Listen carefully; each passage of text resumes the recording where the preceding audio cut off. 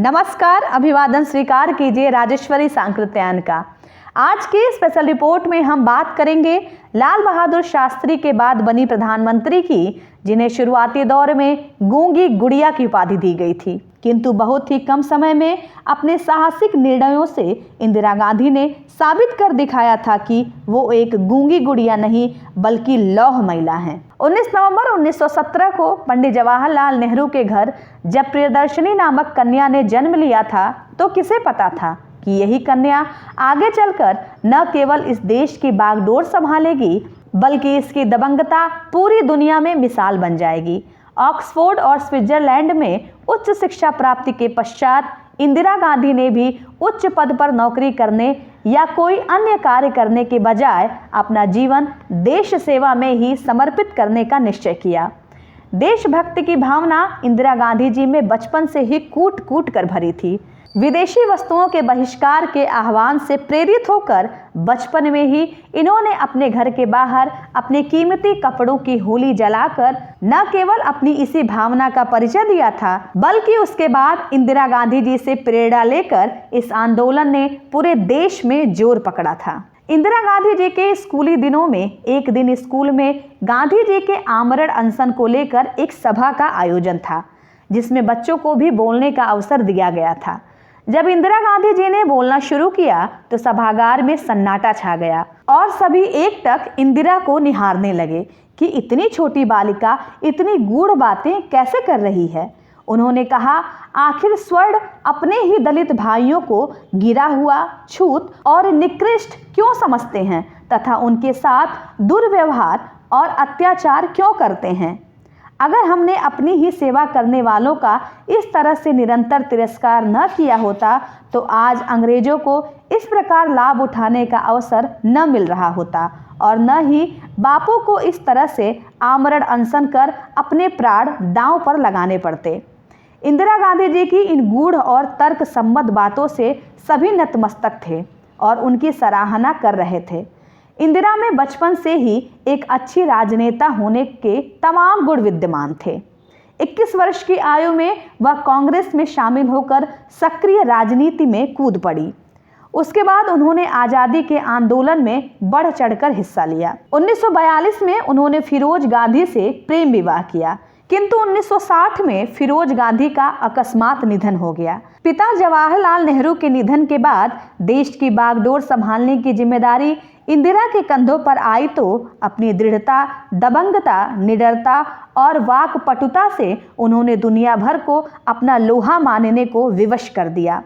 America और Britain जैसे विकसित एवं प्रभावशाली देशों में भी उनकी तूती बोलती थी। 1966 से 1977 तक उन्होंने देश पर एक छत्र शासन किया और उनकी कार्यशैली तथा देश के प्रति उनका समर्पण भाव देखकर विरोधी भी उनकी सराहना किए बिना नहीं रह पाते थे।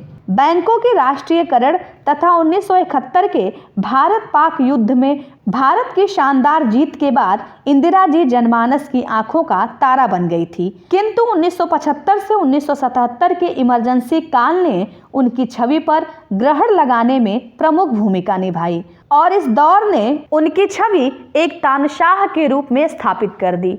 यही वजह रही कि 1977 में इंदिरा गांधी को पहली बार हार का सामना करना पड़ा और सत्ता उनके हाथ से छिन गई, किंतु निराश होना तो जैसे उन्होंने सीखा ही नहीं था। इसलिए 1980 में एक बार फिर विशाल बहुमत के साथ वह सत्ता में लौटी। अपने शासनकाल में उन्होंने कभी अलगाववादी व सांप्रदायिक आग भड़काने वाले तत्वों को नहीं पनपने दिया। ऐसे तत्वों को उन्होंने बेदर्दी से कुचलने में जरा भी देर नहीं लगाई। 1980 में पुनः देश का शासनकाल संभालने के बाद पंजाब में अलगाववादी ताकतों ने खालिस्तान की मांग शुरू की और दूसरे मुल्कों की शह पर अपने नापाक इरादों को कामयाब बनाने के लिए सिख अलगाववादियों ने भयानक नरसंहार का दौर शुरू किया तथा पंजाब में अवैध रूप से हथियारों के जखीरे इकट्ठा करने शुरू कर दिए। देश की जांबाज, निडर एवं साहसी नेता इंदिरा को भला यह कैसे सहन होता। इसलिए जैसे ही उन्हें खबर मिली कि सिख अलगाववादियों ने अमृतसर के स्वर्ण मंदिर जैसी पाक जगह में भी हथियारों का विशाल जखीरा इकट्ठा किया है, तो उन्हें देश की एकता और अखंडता कायम रखने तथा अलगाववादियों के मंसूबे पर पानी फेरने के लिए इस पवित्र धर्म स्थल के भीतर न चाहते हुए भी ऑपरेशन ब्लू स्टार के तहत पुलिस भेजने का सख्त निर्णय लेना पड़ा। हालांकि उस वक्त स्वर्ण मंदिर के भीतर पुलिस बल भेजने के उनके फैसले की बहुत आलोचना हुई, किंतु जब स्वर्ण मंदिर से हथियारों का बहुत बड़ा जखीरा बरामद हुआ और धार्मिक स्थल की आड़ में चल रही इस राष्ट्र विरोधी साजिश का भांडाफोड़ हुआ, तो उन्हीं लोगों ने इंदिरा जी की सराहना की। उसके बाद इंदिरा ने जिस दिलेरी और दृढ़ता के साथ अलगाववादियों को रौंदा, वह एक मिसाल बन गया। लेकिन अलगाववादियों के विरुद्ध चलाए गए उनके इसी ऑपरेशन की वजह से ही वह उनकी हिट लिस्ट में भी ऊपर आ गई और उन्होंने हर हाल में उनकी हत्या कर उन्हें अपने मार्ग से हटाने की ठान ली। खुद इंदिरा जी को अपनी मौत का पहले ही आभास हो गया था, लेकिन फिर भी वह अपने नेक इरादों से टस से मस न हुई और अलगाववादियों के खिलाफ अपना अभियान पहले से भी तेज कर दिया।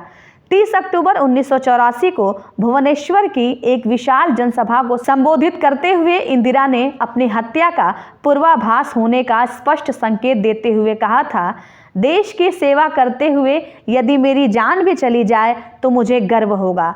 मुझे भरोसा है कि मेरे खून की एक एक बूंद देश के विकास में योगदान देगी और देश को मजबूत एवं गतिशील बनाएगी। इंदिरा जी के इस भाषण के चंद घंटों बाद ही अर्थात अगले दिन 31 अक्टूबर 1984 को सुबह करीब 9:15 बजे उनके 2 निजी अंगरक्षकों ने ही उन्हें उस वक्त गोलियों से छलनी कर दिया जब वह अपने आवास से निकलकर विदेशी मीडिया को इंटरव्यू देने जा रही थी।